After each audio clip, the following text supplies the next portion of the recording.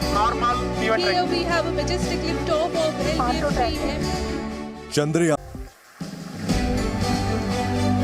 Plus 5 seconds. Liftoff normal pivot Here right. we have a majestic liftoff of LVM-3M. Chandrayaan 3 का सबसे बड़ा test, कामयाबी की उड़ान।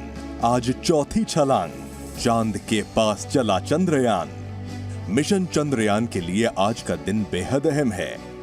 धरती की कक्षा में चक्कर लगा रहा चंद्रयान 3 आज धरती की 5वीं कक्षा में प्रवेश करने जा रहा है।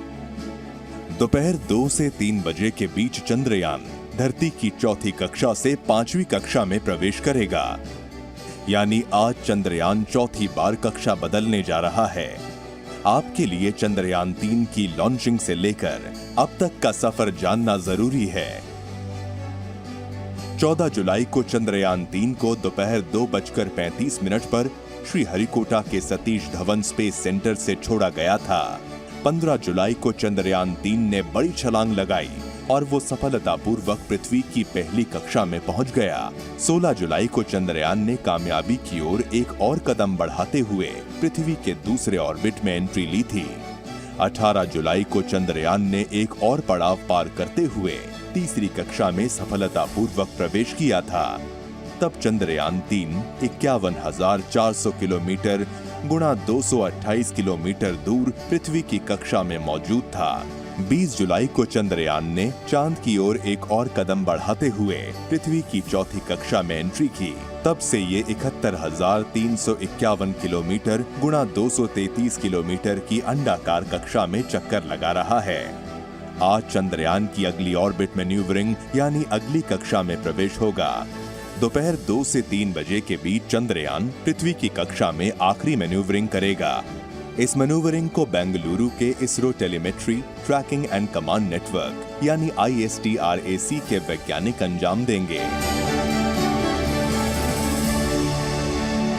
अगर सब कुछ इसी तरह तक कार्यक्रम के मुताबिक चलता रहा तो चंद्रयान 3 31 जुलाई और 1 अगस्त की मध्य रात्रि के बीच पृथ्वी की कक्षा को छोड़कर चांद की ओर बढ़ जाएगा और चांद की कक्षा में चक्कर काटने लगेगा। चंद्रयान कभी अर्थबाउंड ग्रेविटी ऑर्बिट से मून तक जाएगा, ये होगा 1 अगस्त को। 1 August will be the translunar injection going to take place as per the nominal program. So we will have 4 earthbound maneuvers. After that it will have the lunar injection on 1 August. चांद की सतह पर उतरने से पहले चंद्रयान को ठीक वैसी ही मैन्यूवरिंग करनी होगी जैसे वो पृथ्वी की कक्षा में कर रहा है। चंद्रयान 3 को चांद तक पहुंचने के लिए 5 मैन्यूवरिंग करनी होंगी, यानी कि 5 बार चंद्रयान चंद्रमा की कक्षा बदलेगा। इसके बाद ही 23 अगस्त तक चंद्रयान 3 के चंद्रमा की सतह पर लैंडिंग की संभावना है। After that it will be captured in moon. Then it will become our orbit propulsion module, lander module separation will happen on 17th of August. So final powered descent and landing is currently planned on 23rd August at 5:47 Indian Standard Time evening. So that is the current, everything goes normal from today to landing, that is the schedule. Chandrayaan 3 का lander module 23 अगस्त को चांद की धरती पर उतरने की संभावना है और यही मिशन चंद्रयान का सबसे जोखिम भरा फेज है। 23 अगस्त को चंद्रमा के दक्षिण ध्रुव पर विक्रम लैंडर की सॉफ्ट लैंडिंग कराई जाएगी। सॉफ्ट लैंडिंग यानी पूरे नियंत्रण के साथ सतह पर सुरक्षित उतरना। अगर दक्षिण ध्रुव पर चंद्रयान के लैंडर की कामयाब सॉफ्ट लैंडिंग हो जाती है तो भारत चांद के दक्षिण ध्रुव पर पहुंचने वाला पहला देश बन जाएगा। ये लैंडिंग इसलिए भी खास है क्योंकि आज तक किसी देश ने मून मिशन की ये लैंडिंग नहीं की है। अब तक चांद पर मिशन भेज चुके 3 देश रूस, अमेरिका और चीन ने चांद के दूसरे हिस्सों में लैंडिंग की है। We were trying to target a landing on a particular spot closer to the south pole, that is 70 degrees to the south pole, and in that doing so we face certain challenges. अगर चंद्रयान 3 के budget की बात करें तो इसमें करीब 615 करोड़ रुपए खर्च किए गए हैं। इसरो के मुताबिक चंद्रयान मिशन के 3 अहम लक्ष्य हैं। पहला और सबसे अहम लक्ष्य चंद्रयान 3 के लैंडर की चांद की सतह पर सुरक्षित और सॉफ्ट लैंडिंग कराना। दूसरा लक्ष्य चंद्रयान के रोवर को चांद की सतह पर चलाकर दिखाना है और अंतिम लक्ष्य चांद पर वैज्ञानिक परीक्षण करना है। चंद्रयान 3 में चंद्रयान 2 की तरह एक लैंडर और एक रोवर मौजूद है। लैंडर यानी वो अंतरिक्ष यान जिसे चांद की सतह पर सॉफ्ट लैंडिंग करवानी है, और रोवर वो अंतरिक्ष यान है जो चांद की सतह पर वॉक करेगा। जैसे कि चंद्रयान 3 चांद की सतह पर पहुंचेगा, लैंडर और रोवर एक लूनर डे यानी धरती के 14 दिन के बराबर समय में सक्रिय हो जाएंगे। Wanted to know about the issues that we faced during Chandrayaan 2 and how we are circumvented or solved those issues in Chandrayaan 3. See, Chandrayaan 2 was hugely very good until its last phase of its landing, where we could not achieve the soft landing. It landed with a higher velocity. So that we call it as crash landing.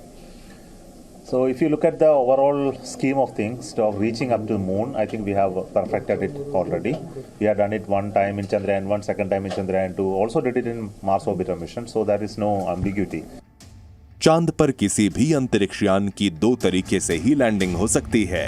एक तरीका है soft landing, जिसमें spacecraft की गति कम होती जाती है और वो धीरे धीरे चांद की सतह पर उतर जाता है। लैंडिंग का दूसरा तरीका हार्ड लैंडिंग कहा जाता है, जिसमें अंतरिक्ष यान चांद की सतह से टकराकर क्रैश हो जाता है।